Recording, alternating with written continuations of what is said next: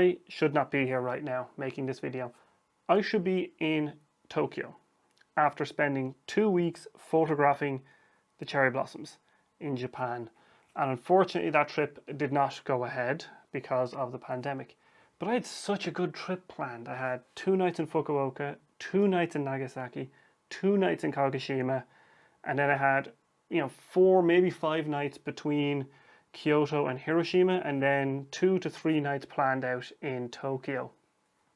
But all of that went kaput with the pandemic. And I'd so much planned, I was planning to shoot the cherry blossom pictures on my Bronica SQA, which is up there on the shelf. And I even had a video series kind of planned out to see if it would work, where I was going to film myself packing and the reason behind what gear I was bringing. And then I was going to go there and have like sort of a travel series doing the photos, then bringing all the film back and then processing all the slide film. I was going to shoot it all on slides, medium format, processing, scanning, and then even if the pictures turned out good enough, all this is contingent if I could actually pull this off. I was planning to make a zine or maybe a photo album out of it, and damn it, it just had to happen, Biggest pandemic in 100 years. Got some great luck. But all is not lost, because later in the year, around the end of November, there is another big sort of natural thing in Japan. I think it's called Kiyoshi or something like that. Basically, it's when all the leaves start turning red and yellow. And it's the autumn fall colours, which I've heard are actually better than the cherry blossoms, but we'll see. So if things have cleared up by then, I'm definitely going to spend at least 3 weeks in Japan there. I'm going to extend my 2-week trip to a 3-week trip. Anyway, even though that happened, I still managed to switch from Sony cameras to Nikon cameras. And I have what I purchased laid out here on the table. So we'll start off with the big one. This is a Nikon Z7. This is my first high-resolution camera I've ever bought. I actually picked this up secondhand from a guy who bought it and was trying to sell it. And I got a really good price on it, and much cheaper than new. Like, it's really good. And when I picked this camera up, I instantly fell in love with this camera. There's just something about the way it operates that just makes it a joy to use. The Sony camera felt like I was struggling a lot to use it. It constantly was getting in my way. This thing has so many better details. Even the functionality in the software is just that little bit better. Things like the locking mode dial is really nice. The fact that you have a selector on the back here to switch between video and photo mode, and it saves the settings separately for both. That's like a godsend compared to the Sony, which was constantly getting on your plums about that. Little things like having all of your picture controls on the right near your hand, and then only the left hand side when you take your camera out like this, when you're looking at it like that, you can review your pictures and delete them, but then you're not missing buttons when you've got your hand under the camera. There's so many details on this that's really good. I'm going to do a kind of video about all the improvements, but quick fire round of them. One big thing, focus confirmation if you're using manual focus lenses, great. The ability to take focus stacking pictures, intervalometer pictures, and time lapses in camera, but they all save into subfolders, which is just incredible. That means you don't end up with your time lapse taking up your entire pictures directory and you're trying to find certain pictures. There's lots of little usability things just all over the camera, and it's amazing. So I've got this. I didn't just get a Z7, I also managed to pick up a Z6. Now I grey market imported the Z6. It's a bit dodge, but I went for it. It's actually filming me right now.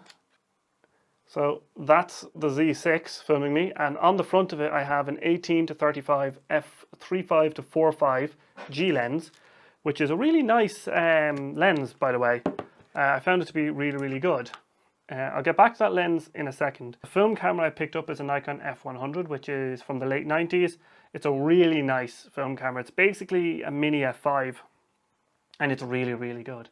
The reason I picked this up is because it has all the modern features, inbuilt meter, matrix metering, auto wind, auto rewind for film. But the big thing is it takes G lenses, and this is the reason why I switched in the first place, was to share lenses, modern lenses, between film cameras and digital cameras. So if I just take off this 24 to 70S, which is a really nice little lens, by the way, And this is the kit lens that came with the camera. I can put on the FTZ adapter, which is really nice. Side note, FTZ adapter, great little adapter. Wish I had the screwdriver for driving the mechanically driven focus lenses like this AF micro Nikon.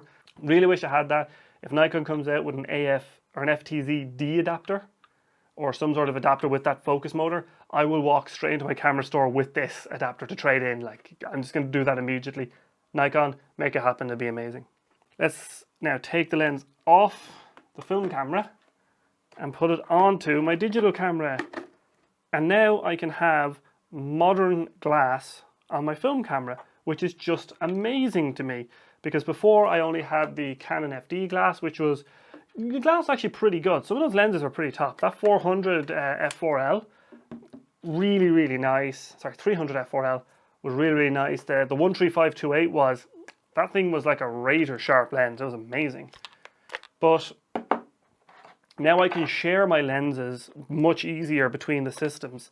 So if I'm going out shooting, all I have to do is grab my FTZ and my Z7, throw them in my bag, throw the F100 in and a few lenses, and then I can shoot whatever the hell I like. It should make travel easier and just everything just generally better. Now, why did I buy this when I was planning to buy it in Japan?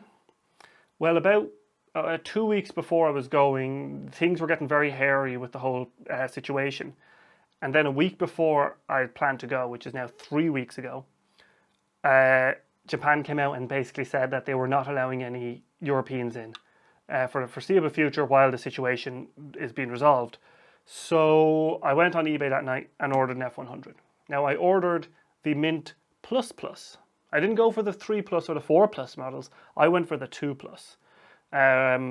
Which by the very, very accurate and very well controlled eBay grading system of cameras means that this should be pretty good. I can't even keep a straight face saying it. That eBay, whoever, why do people do that on eBay? They have like, you know, Mint plus plus plus plus plus plus plus plus plus plus plus. Like, why not just say mint or excellent? You know, mint is mint. Anyway, this camera arrived and it's absolutely perfect. There's not a scratch or a mark. It looks like it just got lifted out of a box, to be honest. It doesn't have the sticky grip, doesn't have the broken back door. I'm going to do a full video on the F100 and the Z7, but I am super happy with this system. I'm actually really glad I got out with Sony, and now I have all this Nikon glass that I can use that's cheap and affordable and really, really good. I really like the cameras so far. If I'm a hobbyist though, so like I'm not some working professional who, like, there could be glaring faults here and I just wouldn't realize it. But for me as a hobbyist, having these cameras and these lenses so far have been really, really good. I do have one more lens on the way. I bought the 14 to 30 f4 so I can film myself much easier. This 18mm isn't quite wide enough. And apparently that's a really nice wide angle lens, so I picked that up. I got a good deal on a second-hand one that somebody was selling for some reason, even though it's a new lens. But this is what I've ended up with. And I'm super happy. So from a hobbyist perspective, the Nikon system is actually pretty top. And that is it for this video, guys. And I'll see you next time.